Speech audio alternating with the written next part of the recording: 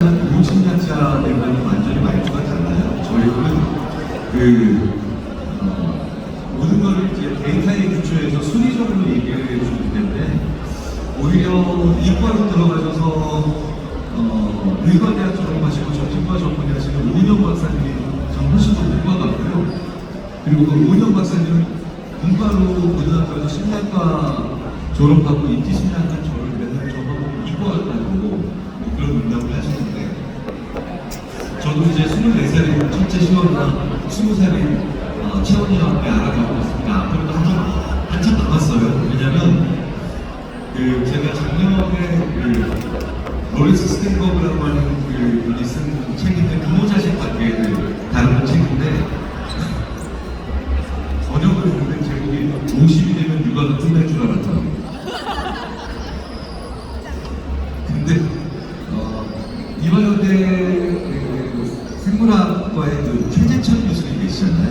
한국을 대표해서 생물학과에서 추천사를 좀 써주세요 교수님들이 그래 알았어요. 이거 써줄게. 참 좋구만 이러시더니 추천사가 처음에 한 줄 알았어요. 50일이 되면 육아가 끝날 줄 알았다는 식의 추천사가 어떻게 바뀌냐면 처음에 70대도 안 끝난다. 그래서 제가 이건 좀 교수님 그랬더니 그렇지 진심이긴 하지만 좀 장난이 있어. 왜 최재천 교수님은 육아가 안 끝나셨어요? 70대 중반이신데 당연하죠. 최재천 교수님이 살아계시기 때문에. 그러고 1950년대에 태어나신 최재천 교수님이 몇 살까지 사느냐, 아무리 봐도 저희 연구자들이 1950년대에 태어난 분들은 110, 115, 요 정도 나오거든요. 지금 1930년대에 태어나신 분들이 30년대에 태어나신 분들이 90세 들어가는데 40% 이상 사람이에요. 근데 이 자리에는 1960년대, 심지어 70년, 80년 이후에 태어난 부모님들도 계시죠. 부모님들 몇 살까지 사실 것 같아요? 저는 보험회사 데이터를 다 보고 있기 때문에 알고 있죠. 저는 1970년생입니다. 지금 저랑 같이 세미나하고 있는 라이프 스팬 데이터를 보면, 그러니까 인생 전반 데이터를 보면 대부분의 보험회사의 데이터 사람들이 1970년에 태어나서 55세인 저에게 김 교수 정말 재수없으면 너 130까지 간다. 분위기 안 좋아지죠. 왜 집에서니까 저랑 같이 28년째 살고 계신 여자분이 한 분 계신데 굉장히 고통스러워 하시더라고요. 내가 너를 앞으로 70년 이상 더 봐야 되냐? 이러면서 더 이거 나도 좀 미안해합니다. 정말 미안한 느낌이지. 재수가 좋으면 이러면 기본적으로 그래도 120까지는 살아내야 되는 게 지금의 50대의 가장 확률로 보는 거에서는 엄청난 수만 대폭발이 있는 거죠. 그런데 2000년 이후에 출생한 우리 아이들이 몇 살까지 사느냐? 당연히 140이 넘는 거예요. 그래서 제가 지금 중학교 1학년 분한테 사춘기잖아요. 저 인간이 아니잖아요. 그래서 제가 맨날 이래요. 얘네들 군대 잡는 법이 한탄합니다. 제가 지난주에도 중학생들한테 강의를 받거든요. 저는 전국의 모든 중학교 선생님들에게 격려를 표합니다. 아니 그 얘기하잖아요. 북한의 김정은도 우리나라 중학교 2학년 무서워서 못 들었다는 얘기를 하죠. 진짜 모든 애들이 다 얘기했어요. 분위기가 더 바꿔주고 재밌는 얘기를 듣더니 우와 했습니다. 그런데 그 친구들을 한 방에 제 강의에 집중시켰던 얘기가 뭐냐면, 너희 얘들아, 너희들 앞으로 130년 살 거야. 애들이 갑자기 고통스러워졌어요. 말을 잘 듣기 시작합니다. 제가 왜 이 말씀을 드리냐면, 이미 우리나라는 부모 자식이 90년 거는 겁니다. 그런데 이 자리에 계신 분들의 자녀분들과 이 자리에 계신 부모님들은 앞으로 100에서 110년 이상 모실 관계가 됩니다. 그러니까 우리는 100년짜리 고민을 지금 1년 만에 하려고 하는 그런 잘못된 생각을 하고 있습니다. 우리가 이런 거 왜 하고 있을까요? 진로 강단에 바로 이 질문에 대한 답을 오늘 얻으려고 하는 게 아니라 이 질문에 대한 답을 사회에 대한 고민을 여러 번 하고 자주 하기 위해서 이 자리에 모인 겁니다. 왜냐면 이건 되게 국가로서도 되게 중요한 질문이 됐죠. 왜 이런 게 와야 되냐면요. 학생이나 아니면 다른 사람이 물어보더라고요. 다른 이슈가 있어요. 이것도 이제 꼭 생각하죠. 제가 태어나던 1970년 제 친구들이 106만 명 태어났어요. 그리고 현재 99만 8천 명이 사망합니다.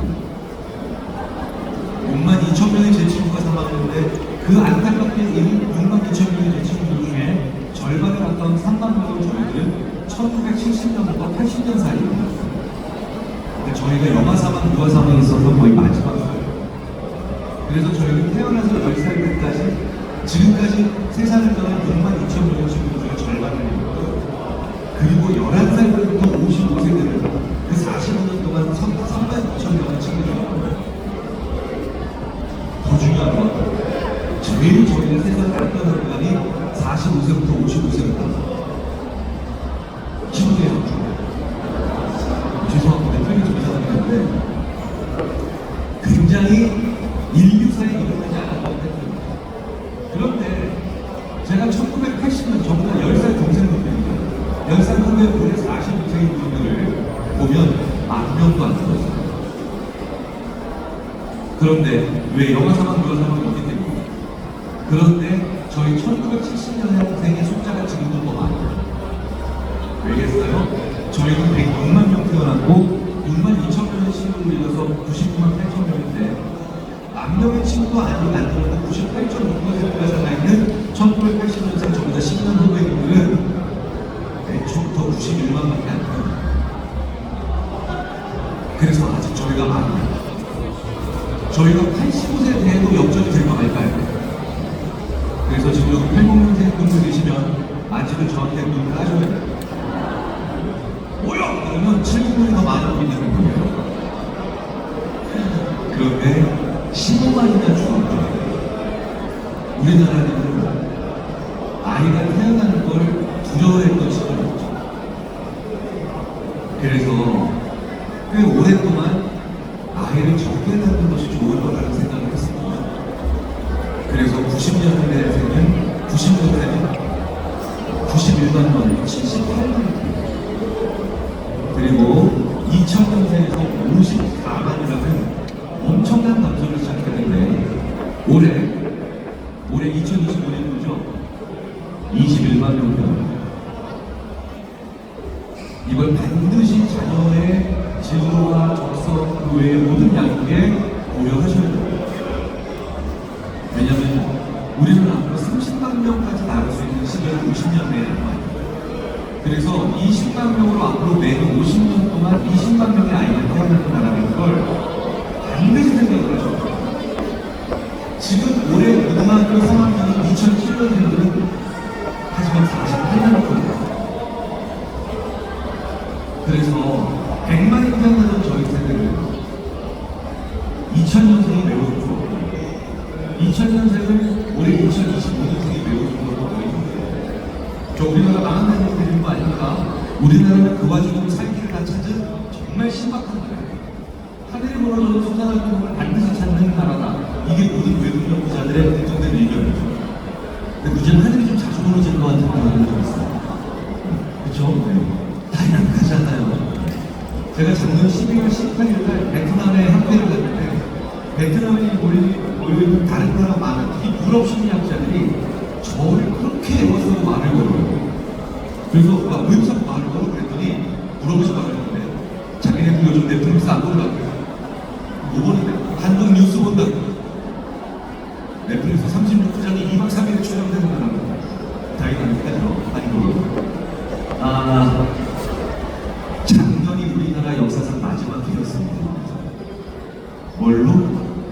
대학 입학 전공보다 수험생이 한 명이라도 많은 마지막 해였잖아요.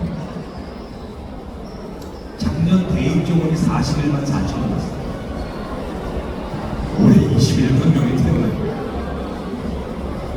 자, 17년에서 18년 후에 올해 태어난 아이들이 입시를 치르죠. 그때까지 대입 정원을 20만 명 넘게 줄여도 1등입니다. 그렇죠? 그렇게 못 줄여요. 왜냐? 이미 각혈을 하면서 저희들이 대학들이 정원을 줄였는데 제가 2012년에 아주대학교 입학처에서 일할 때 보직교수 할 때 그때 입학사정 센터할 때 그때 전국의 대입 정원이 48만인데 그걸 13년 동안 이 학년이 뭐 대학교 재정이 불다공증 들어간다는 느낌으로 줄인 게 41만이에요. 7만 줄이는데 그 돈이 들었어요. 앞으로 7만도 못 줄여요.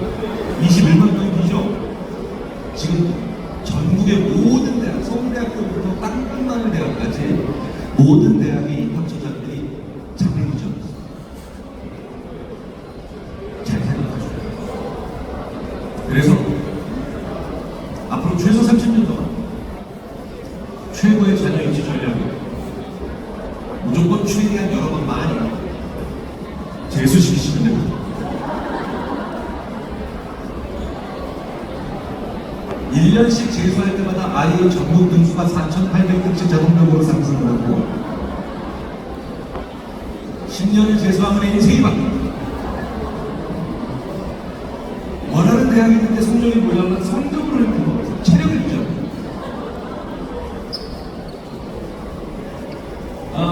아니 어차피 아이들이 140을 보편적으로 살아야 되는데 20살에 가든 30살에 가든 무슨 상관이에요. 이미 대학에는 학과계는 등기 개념이 없어요.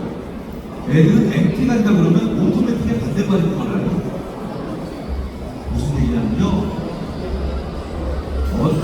아이가 그저 경기단에서 좋은 대학 들어가면 사회성과 공존 능력이 아예 없는 상태가 돼서 들어가면 4년을 혼자 다니는 지옥을 겪어요. 그 지옥을 아예 겪을 수 없어요. 지금 어떤 대학이든 들어가서 아무데나 배치하자서 30분만 앉아서 지켜보세요. 10명 중에 2~3명이 혼자 땅바닥 보고 있어요. 애들은 20살 때 가장 초절할 생각을 갖고 있거든요. 그래서 제가 부모님한테 많이 이렇게 얘기해요. 이제 어느 대학 보느냐보다 못지않게 중요한 게 우리 아이는 언제 대학 가야 가장 다른 아이들과 어울리면서 대학을 갈 수 있을까? 이걸 고민해야 되는 시점입니다. 이걸 부모님들이 걱정을 안 해요. 고민을 안 합니다. 그래서 야, 안 돼! 무조건 우리 대학 가야 돼. 왜 가요? 옆동에 있는 혹은 옆 단지에 있는 영희엄마 때문에 앞동에 있는 철수 아빠 때문에 그래요. 그분들 보고 가는 거예요. 그래서 아이들은 특히 남자아이들은 요새 엄마 몰래 군대를 갑니다. 왠줄 아세요? 군대에서 공부할 수 있거든요. 그래서 군대에서 사회성 좀 키우자. 그래서 같은 반 영희보다 사회성 떨어진 거 배우고 가자. 그걸 요즘 아이들이 뭐라고 부르냐? 군수라고 합니다. 군수. 이게 보성 군수님이 아니에요. 군에서 하는 거죠. 요즘 20대 초반에 청년들이 많거든요. 부모님들이 안 바뀌니까 아이들이 바뀐다는 거예요. 엄청난 변화가 있어요. 그래서 제가 작년에 4,800대씩 올라간다는 거 처음 얘기했던 것이 어디냐? 작년 12월 17일 베트남에서 왜 그걸 발표를 했냐? 베트남도 부부가 1.2명을 안 나와요. 초저출산. 태국은 0.9예요. 캄보디아, 라오스, 인도네시아, 말레이시아. 자, 우리가 어떤 느낌입니까? 단 사람밖에 없다는 느낌이죠. 지금 중앙아프리카만큼 모든 아시아 국가는 아이를 안 낳아요. 그래서 사람이 다 부족해요. 그래서 제가 중소기업 대표님들한테 항상 하는 얘기가 있습니다. 이상하잖아요. 우리 머릿속에 약간 이런 고정관념이 있죠. 아시아에서 온 외국인 근로자분들 약간 쉽게 쓸 수 있고 싸게 쓸 수 있다. 이거 얼마 안 나왔다. 레퓨테이션 평판 관리 잘 하셔야 된다. 이미 일본이 뺏기고 있습니다. 자, 일본 얘기 나왔을 때 말씀드릴게요. 제가 작년에 그래서 4,800대씩 올라간다 그랬더니 일본 심리학자들이 저한테 오더니 4,800대 아닙니다. 왜? 내가 인생에 계산했는데 자기네들 일본 대학에 한 명도 안 뺏긴다는 전제하에 4,800대. 일본 대학은 15년 전부터 기본적으로 1대1이에요. 왜? 일본은 30년 전부터 죽었고 20년 전부터 안 나와요. 그래서 기술과 산업에서는 우리가 일본은 우리의 미래를 이미 나이거든요. 하지만 인구에서는 확실합니다. 그래서 일본, 지금 우리나라의 중고등학교에 일본 대학들이 브로셔를 public했습니다. 일본 대학 하나 웬만한 사이즈가 한국 학생들은 100에서 260%. 왜? 인기고. 게다가 엔저 분산이 예전에 1,400까지 갔던 대화가 지금 929에서 제가 지금 일본 대학 홍보하러 여기 와 있을까요? 절대 아니죠.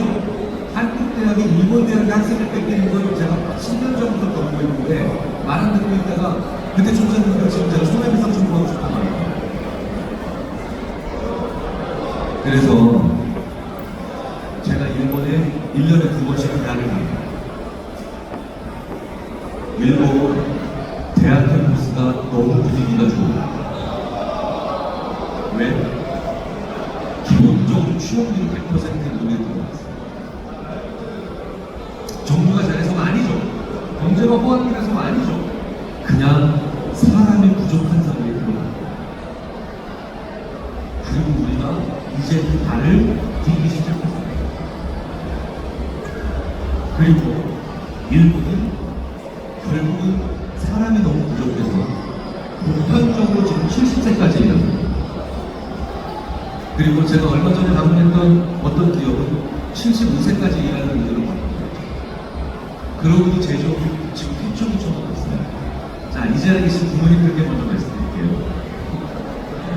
부모님들 몇 살까지 일할 것 같아요? 일본이 인구가 1억 1천이에요. 우리가 5천만을 볼 거예요. 오늘 당장 통일 때도 북쪽에 있는 분들 4만 편장에 투입하려면 30년 걸렸고 지금 50세 기준으로 현재 직장에 있는 분들의 저희들의 예산 은퇴 시점이 80에서 82세 정도입니다. 이제 은퇴는 거예요. 그러면 전업주부께서는 55세에서 60세 사이에 다시 산업 현장으로 복귀하시는 거예요. 왜? 청년이 부족하기 때문에. 실제로 요즘 1965년생 여성들이 지금 회사에 취직하고 있는 기업들 많습니다. 이제 은퇴는 없어요. 우리는 영원히 제가 반송에 들어가기 전날까지 일어나 죽는다. 이렇게 경제 앞에서 얘기하면 갑자기 생물학자이신 아까 최재천 교수님이 뭘 그렇게 무섭게 얘기하나? 반송에 들어가기 전날까지 쭉 일어나니 그럼 어떻게 얘기해야 되는데요? 최재천 교수님 말씀도 놀랐죠. 이제 모든 한국인들은 새처럼 살다가 죽는 것을 진짜 무서운 얘기예요. 새가 어떻게 죽을 줄 아세요?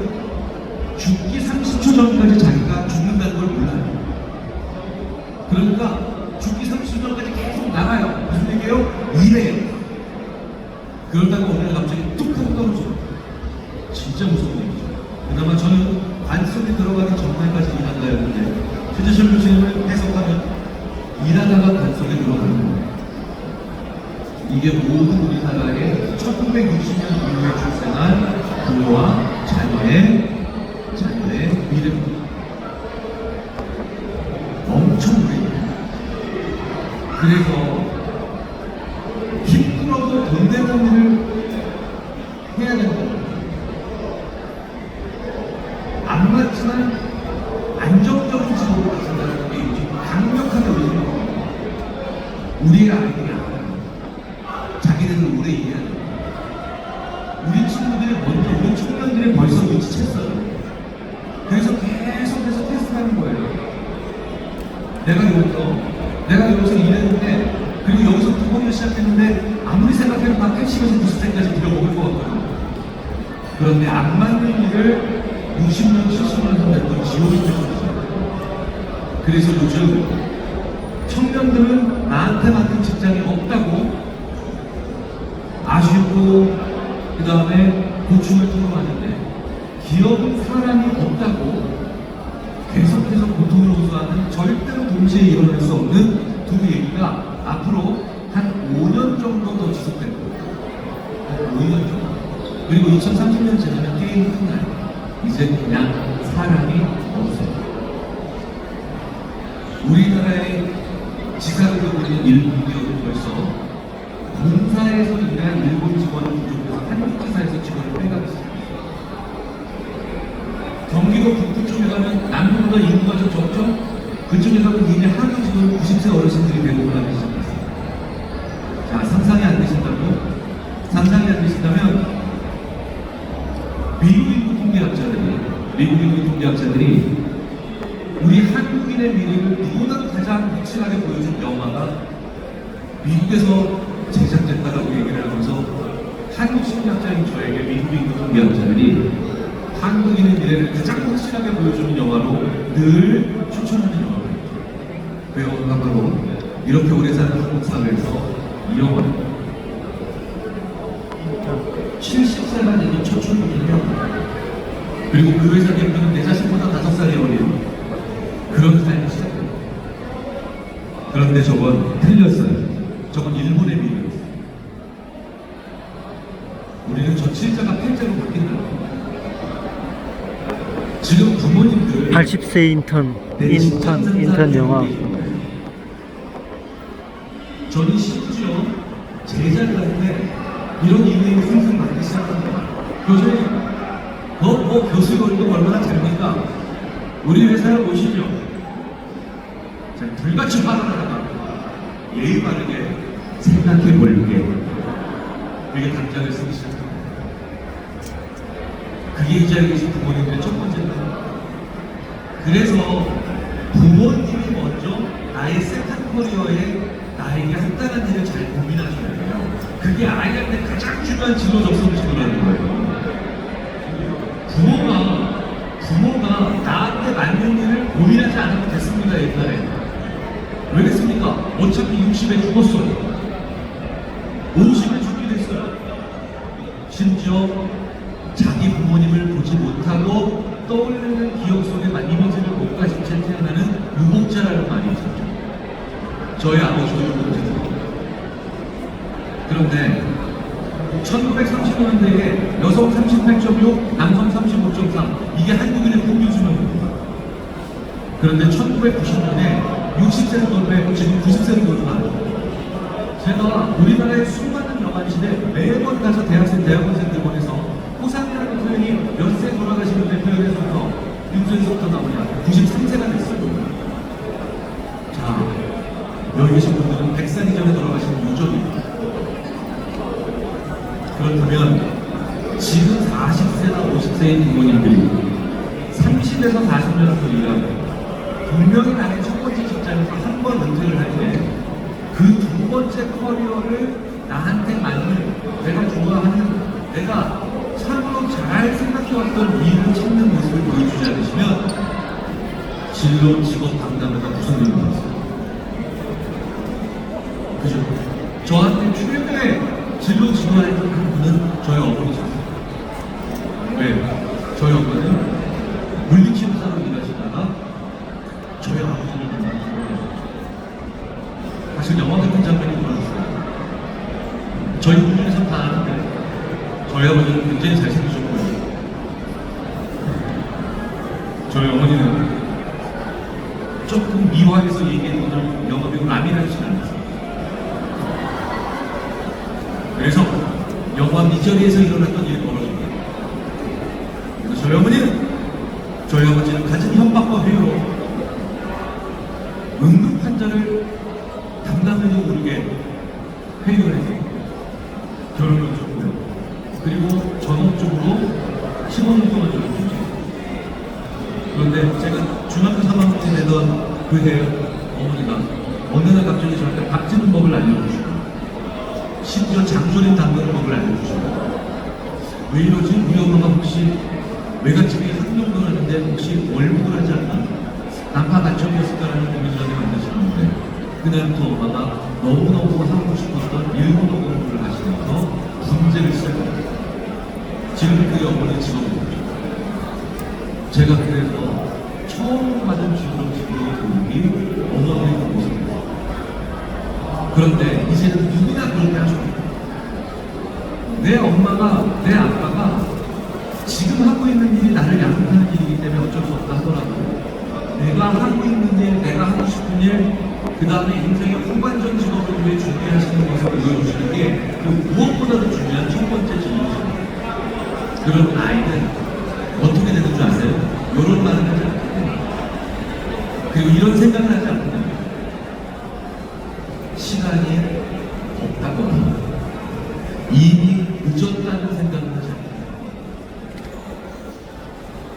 무슨 얘기냐? 저의 중삼이 아니라 저희 첫째 시어머니의 중삼으로 생각합니다. 저희 첫째 딸 시어머니 사춘기는 중학교 1학년이 아니라 초등학교 4학년 때였습니다.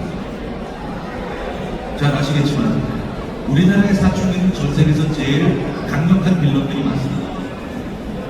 전 세계의 많은 발달심리학 연구자들이 대체 한국의 사춘기는 왜 이딴 식으로 살아가며 자기의 가장 많은 사랑을 줬던 부모에게 왜 이런 잘못한 짓을 할까 연구를 합니다. 내 자녀가 사춘기가 무슨 일을 오죠? 심심한 빌런입니다. 앞으로 2년 내에 상황은 절대 나아지지 않고요. 그리고 그 아이는 내가 사랑을 줬던 만큼 나한테 지랄해요. 그게 모든 사춘기 이론이거든요. 왜 미국이나 유럽 같은 서양 문화권에서는 아이의 사춘기가 물론 일정 부분의 반항과 방황이 있지만 왜 한국처럼 이렇게 총체적인 난국을 지발해봤냐 행위를 안 하는가 봤더니 미국은 개인주의, 유럽도 서양 문화권은 개인주의라고 하죠. 그러니까 너는 너, 나는 나. 그런데 한국은 아이가 태어나면 그 아이를 마치 나의 분신이나 자아처럼 나옵니다. 112년 전에 독일 신부 노르베르트 베거신부가 한국에 와서 무성영화를 촬영하다가 이 특별한 나라 조선은 엄청난 차이가 모든 국가와 에 대해서만 가지고 있다는 걸 알립니다. 그 노르베르트 베거신부가 그 무성영화를 찍어서 독일에서 상영했을 때 제목이 바로 그 유명한 고요한 아침입니다. 그런데 그 노르베르트 베거신부가 이제 무성영화니까 자기가 변사의 역할을 해야죠. 그리고 그 변사의 역할을 하면서 그 청중들의 관객들이 계속해서 놀라니까 그 이유 당연히 알고 있었죠. 그래서 이렇게 얘기합니다. 이 특별한 나라 조선 아이발이 땅에 닿지 않는 신기한 나라예요. 그것 때문에 독일 관객들이 나타나는 전 세계에서 가장 아이를 많이 하는 전 세계에서 가장 아이를 만져주는 거예요. 심지어 술 취한 아빠도 계속 들어가서 턱수염으로 애를 부립니다. 그렇죠? 그래서 이 집단에서 유일하게 번역하면 아동 학대가 되는 말이 물고 빤다는 말이 나오는 그런데 최근에 발표했습니다. 그게 부모 자식 간의 애착을 평생 만들어요. 그래서 이 집단에서 가장 부모가 아이를 많이 만져주고 살맛대주는 나라인 한국은 가장 많은 애착을 형성해봤다. 문제는 사춘기의 종류가 애착을 끊어내는 기간이에요. 그러니 가장 많이 사랑받은 아이들이 가장 많이 지랄할 수밖에 없는 게 한국의 사춘기. 그래서 지금 내 아이가 사춘기 때문에 나를 힘들게 하고 있다. 굉장히 많은 분들이 손드셨죠. 오죽하면 우리나라를 대표하는 사회심리학자 한성열 교수님이 이렇게 말씀하실 때 있습니다. 걱정하지 마시라. 지랄 총량의 법칙입니다. 아이가 그 지랄을 다 부모한테 떨고 가요. 부모한테 다 못 떨고 지랄을 못 떨고 가면 반드시 그 지랄을 누구한테 떨게 됐으니까 나도 자식하는 바로 배우자입니다. 그때 가서 AS 하시는 것보다 훨씬 많아요. 그래서 지금 많은 고통을 겪고 힘들어하고 있죠. 저는 아이가 그 귀엽고 사랑스러운 제 딸, 첫째 딸 시원이가 초등학교 4학년 1학기가 딱 끝났더니 갑자기 벽을 보고 읽기 시작해서 3년을 안 했어요. 물론 학교를 갔어. 그리고 다시 돌아와서 벽을 보고 제가 혹시라도 제 아이가 실업증이 오게 되면 혹은 청각 페이지에 문제가 생겨서 어느 분들이 상실된 게 아닌가 혹은 그 외에 수많은 상상을 해봤지만 아이는 분명히 학교에 나가서 지 친구랑 즐겁게 떠들다가 집에 와서 벽을 보고 시작합니다. 그리고 그 벽을 보고 아예 누워버린 게 중학교 3학년 시작할 겁니다. 그래서 제가 아이에게 이렇게, 그리고 제 아내에게도 이렇게, 시원아 28살에 제 아내는 한술 더 떠서 시원아 30살에 가는 게더 좋은 거야. 말도 안 되는 얘기처럼 들렸었지만 왜 저희가 그걸 했느냐, 분명히 아까 사춘기 직전에 말씀드린 아이가 시간이 없다라고 느낌이 왔거든요. 왜 아이의 메모에 이번 생은 늦었다는 얘기입니다. 그래서 제가 일부러 아이 앞에서 일상스럽게 부부싸움을 하고 있어요. 28에 가야 된다니까. 아니야, 30살에 가야 돼. 이러면서 싸우는데, 그날 저희는 처음으로 중학교 3학년에서 고등학교 2학년 넘어가는 걸로 하는데, 저희 딸 시원이가 얘기를 좀, 그리고 그날 처음으로 저 미술하고 그날 처음이에요. 그런데 그 얘기를 왜 지금까지 한 번도 안 했니? 라고 했더니 이 시원이랑 저희 집 첫째 딸 이 친구가 중학교 2학년 때 너무너무 고민을 해보고 싶다고 생각이 들었는데, 다른 친구들은 전부 다 초등학교 5학년 때 준비를 했어요. 그리고 자기가 생각을 했을 때 애들은 다 이미 예비 입시 준비를 하고, 그래서 태어난 지 14년 6개월밖에 안 되니까 이미 늦었다고 생각합니다. 그래서 28, 30살에 가! 이러고 싸우기 시작한 부모가 처음으로 그 얘기를 해주니 갑자기 자기를 시간이 늘어나고, 그래서 그날 처음으로 미술학교 같은 생각이 들어요. 저희 집 여자는 원래 잘 안 해요. 저 혼자 엉엉. 더욱이건 저랑 같이 사귀고 계신 그 여자는 저가 울고 있는 장면을 같이 보면서 지금 효과가 이상하다. 오늘 제가 두 번째로 말씀드리겠습니다. 진로나 적성이라고 하는 그렇게 쉽게 꺼내서 빨리 결정할 수 있는 문제는 아닙니다. 문제는 고민이라는 거, 찾는 거고, 가장 확실한 건 얻어 걸리는 거예요. 얻어 걸리는 거예요. 확률을 높이는 거예요.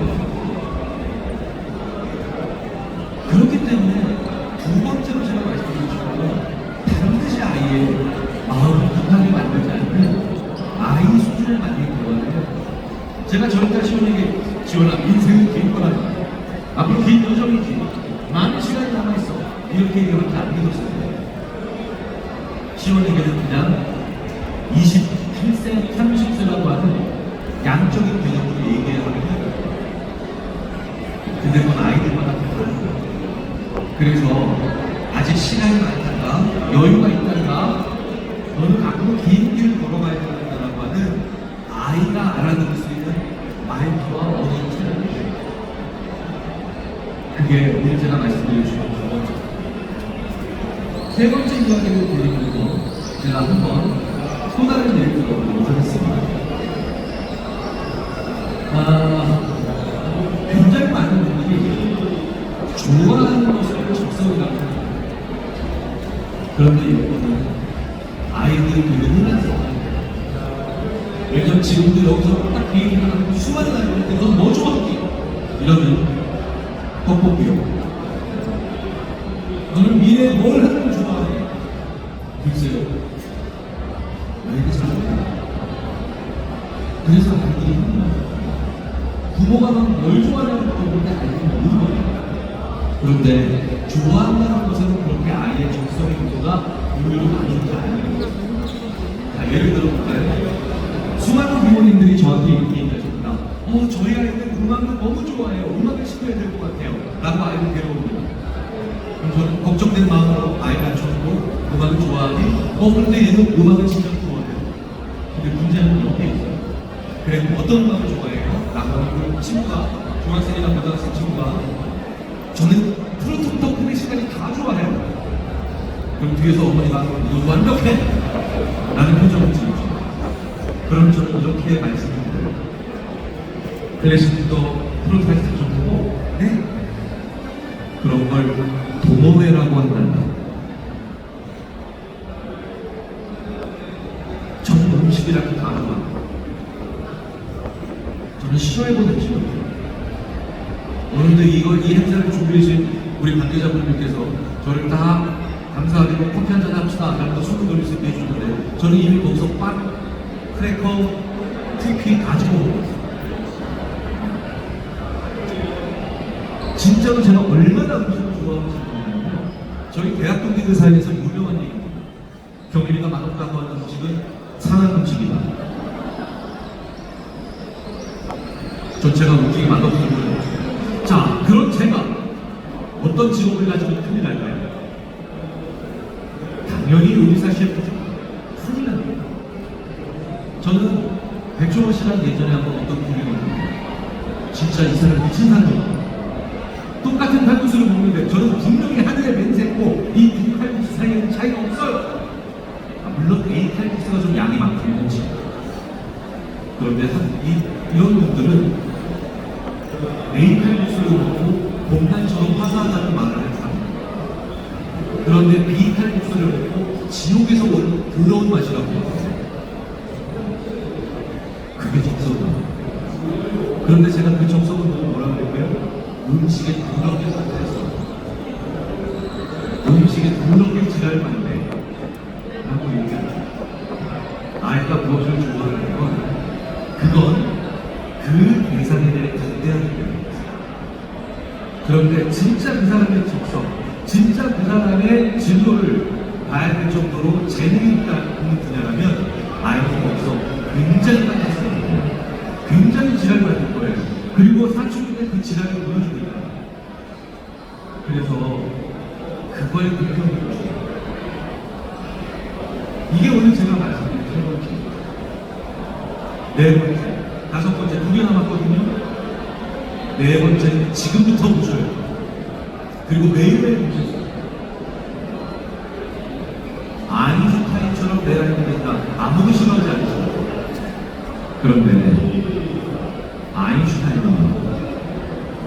평생 11시간 그래서 아인슈타인은 우리나라에서 11시간을 자면 11시간 잔다고 얘기를 하지 않습니다. 11시간 쳐잔다고 얘기해요. 그죠? 부모의 어떤 무너집니다. 우리 아까 말했던 그 시간은 12시간입니다. 그래서 대화의 문제가 많아졌습니다. 얘는 엄마는 완전히 똑같이 닮았죠. 저희 아내, 저희 첫째 시원이 얘가 12시간 울트라 롱 슬립. 저희는 부부싸움을 해본 적이 없습니다. 왜? 들어가도 주무시고 계시고 나올 때도 주무시고 계시고. 요즘은 안마의자에서 주무시고 약간 파라오랑 사는 느낌. 투탄카멘이가 이게 맞는 거예요. 그런데 아까 저희 시원이가 미술하고 싶다는 거예요. 그 친구는 지금 게임 회사의 캐릭터 디자이너 기획자입니다. 롱슬리퍼들이 좋다. 스티브 잡스가 평생 스티브 워즈니악이 만든 걸 팔았죠.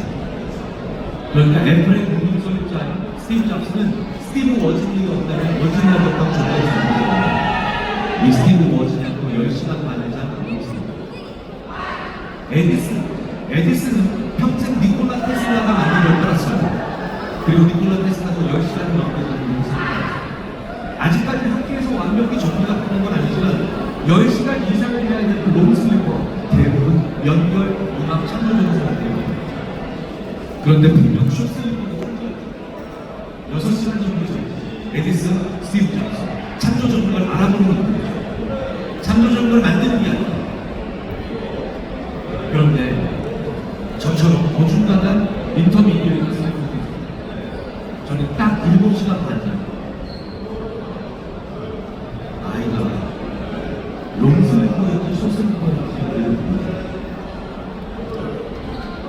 왜? 우리는 다 4시간 동안 5시간을 재웁니다. 우리나라 역사상 가장 추악한 나라가 하나. 이건 무료건 무관합니다. 잠은 기질이에요. 타고나는 못 바꿔요.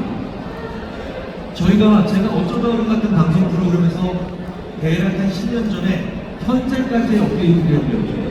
성격과 아이들을 풀었고 목줄에서 결정해요. 목줄. 아이들은 전기적으로, 성격은 화학적으로.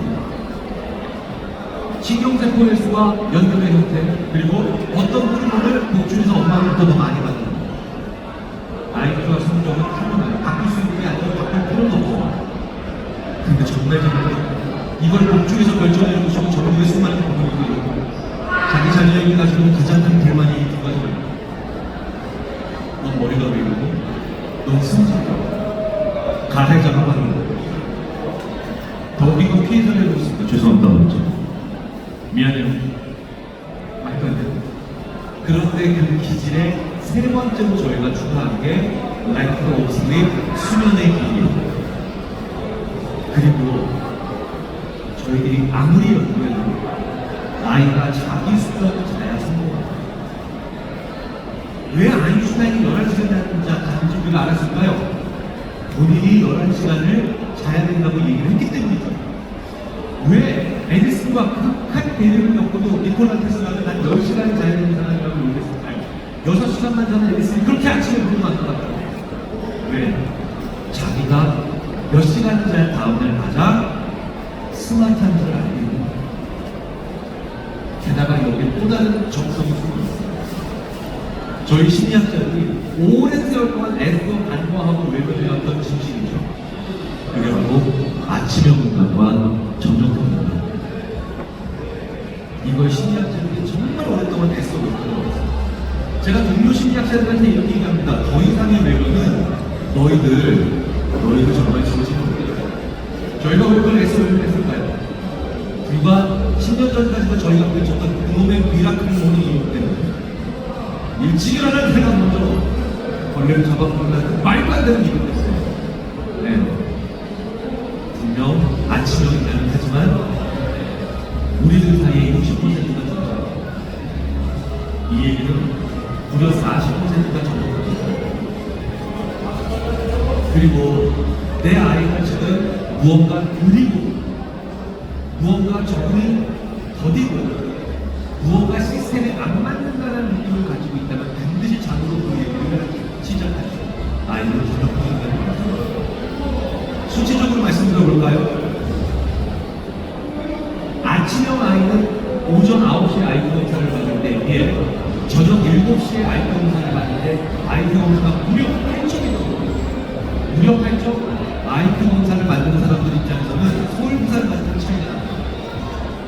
그런데 저녁형 인간의 아이가 오전 9시 이전에 아이큐 검사를 받으면 자기한테 가장 유리한 점수가 나오는 시간대에 받는 아이큐 검사에 비해서 무려 13, 4점이 나와요. 얘는 바보가 이 친구들의 많은 총명한 아이들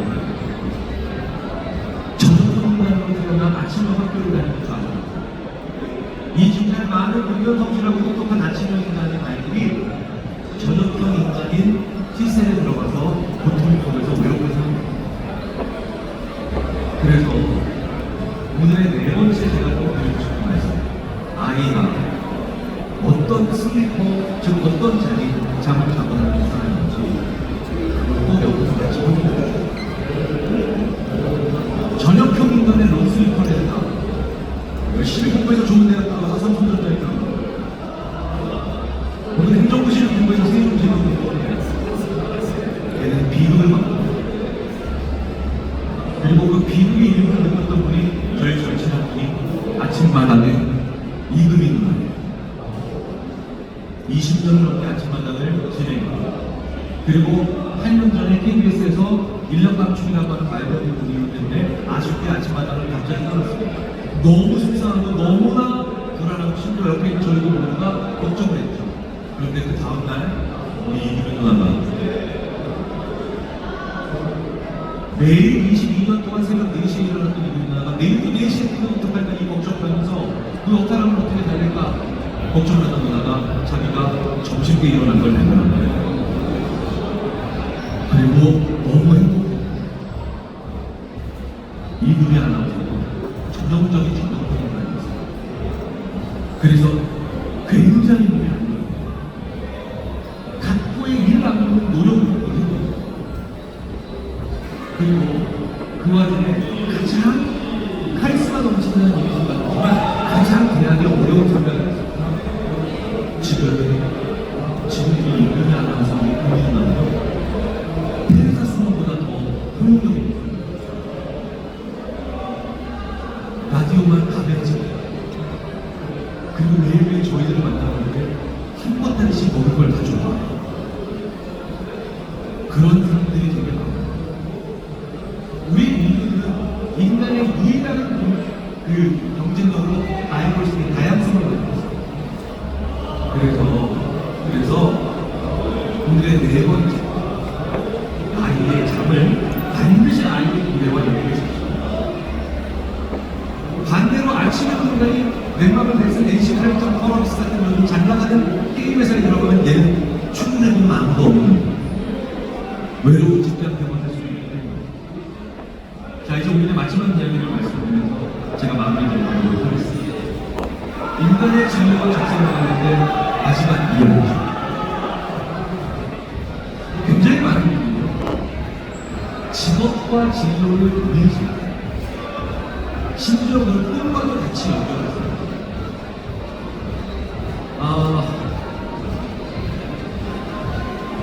이건 어른들도 마찬가지예요.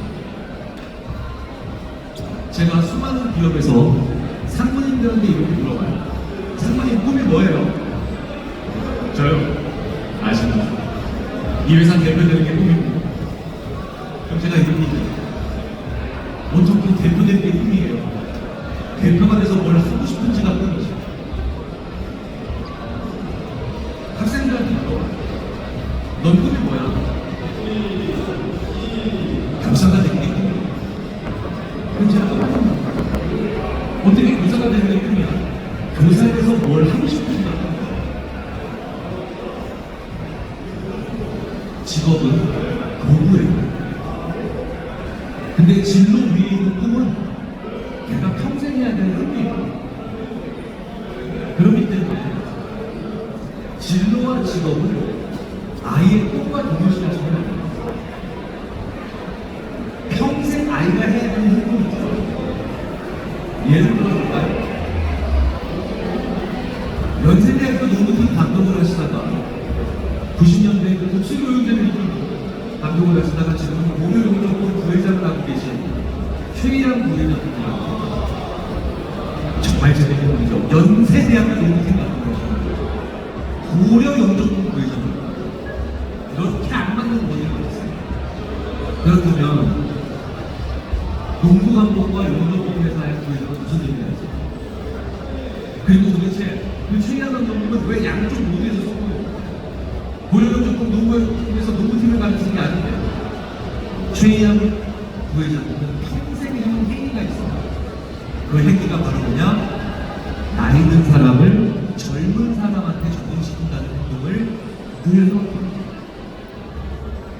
그래서 문경훈과 이상민을 3년 후에 4년 후에 서장을 하고 맡깁니다. 그 서장을 다시 4년 후에 조동훈 조사전 감독 후배를 하고 맡깁니다. 그래서 고수도 많아요. 그때 고려용접본 회장님이 최희양 감독님을 보고 있다가 야, 저 사람 봐라. 대부분 모든 사람들은 늘 해왔던 방식으로 젊은 새로운 보이는 사람을 나이 든 사람들한테 적응시키는데 저 사람은 말이야 젊은 사람한테 나이 든 사람을 적응을 못해요. 그게 최희양 감독의 평생 왔다는 겁니다. 그런데 최희양 감독님이 저한테 그럽니다. 김 교수, 네 강의는 말이야 새로운 걸 알려주는 건 한 개도 없어. 근데 내가 그때 왜 그래서 잘 되고 왜 그래서 안 된 건지는 확실하게 이유를 알게 해줘. 그게 저의 힘이거든요.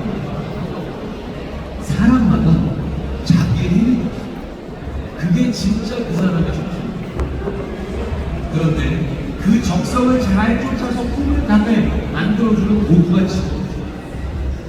그래서 진로와 적성 방법은 얼마든지 다를 수 있어요.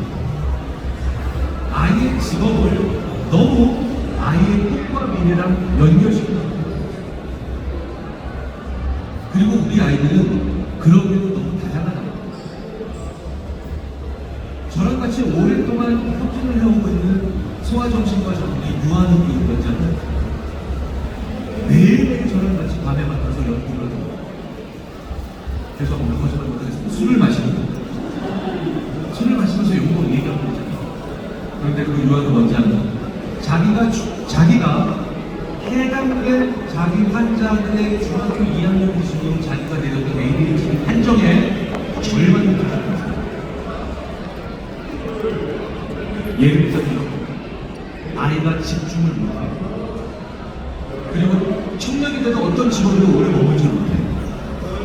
그런데 어느 날 갑자기 수많은 30대에 들어간 그 친구들이 10년 전, 20년 전에 자기가 ADHD라고 한정했던 그 친구들이 수많은 아이들이 찾아와서 갑자기 어떤 분야에서 장애인이 되어 있는 걸 발견합니다.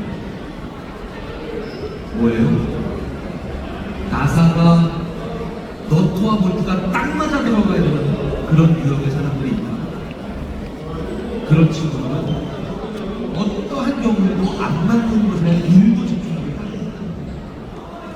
갑자기 자기한테 맞는 걸 그 수많은 방송에서 찾기 시작하면 기면증에 걸린 것처럼 착각할 정도로 일에 몰입하거든요. 기면증이 뭐예요? 갑자기 잠에 빠져듭니다. 저는 그걸 한동안 이해하지 못했어요. 왠지 아세요? 저는 그렇게까지 몰입해본 적이 없어요. 그리고 또 반대로 그렇게까지 부주의해본 적도 없어요. 그러면 첫 번째 형태의 유형을 fit 유형이라고 합니다. 자기한테 딱 맞는 유형, 일이 올 때까지는, 혹은 행위가 올 때까지는 어떠한 흥미도 느끼지 못해요. 그리고 이 아이들의 절반 이상은 대부분 ADHD. 그리고 저 같은 유형, 이걸 디벨롭 유형이라고 합니다. 이건 뭐예요? 그렇게 맞는 이유, 그렇게 완전히 환자는 이유가 없지만 그래도 대부분에게 어느 정도는 해내는 유형. 이 양쪽의 유형 중에 저 같은 유형. 그래서 결국 내가 원하는 직업을 가지고 그렇게까지 감동적인 상태로 돌아가지 않았어요. 그런데 저는 40대 중반이 돼서야 내가 하는 심리학에 내가 하는 행위를 제대로 접목시키기 시작했고, 제가 만약에 6년 전에 태어났으면 저는 그 전에 죽어버렸죠. 이제는 그걸 다 해야 돼요. 이게 바로 5가지가 제가 말씀드리고 싶었는데, 왜 우리는 이런 얘기를 들어보지 못했을까요? 왜 우리는 이런 얘기를 한 번도 지금까지 해보지 않았을까요? 그게 억울하고 궁금하시다고 너무 그러실 필요는 없습니다. 왜냐? 우리 인류가 35만 년 동안 99.99%의 시간 동안 오래 못 살았지만 또 하나의 이유가 뭐냐면 농부의 자식은 농부를 했습니다. 대장장의 자녀는 그냥 대장장이로 모셔졌습니다. 왕의 자식은 왕을 하거나 아니면 죽어야 죽거나 둘 중에 하나입니다. 인간이 자기의 의지대로 무언가 나한테 맞는 길을 찾아나가는 진로나 정신에 대한 의미는, 그래서 성경책이 없어요. 불경제가 없어요. 호랑이가 없어요. 우리가 처음 하는 거예요. 그러니까 이 처음 하는 일을 기꺼워요. 혼란스럽지 않은 게 더 이상합니다. 많이 혼란스럽고 많이 걱정되고 많이 당황스러우시겠지만 그럴수록 더 자주 고민하고, 큰 고민 여러 번 한 번 하는 게 아니라 작은 고민을 여러 번 하는 자세로 이 5가지의 퀄리티를 하는 걸 보시면 한 번쯤은 언젠간 얻어 걸리게 돼 있습니다. 그래도 얻어 걸려도 괜찮습니다. 왜? 다시 한 번 말씀드립니다. 우리는 오래 살 거기 때문에. 경쟁에서 나타나. 아시겠습니까? 감사합니다.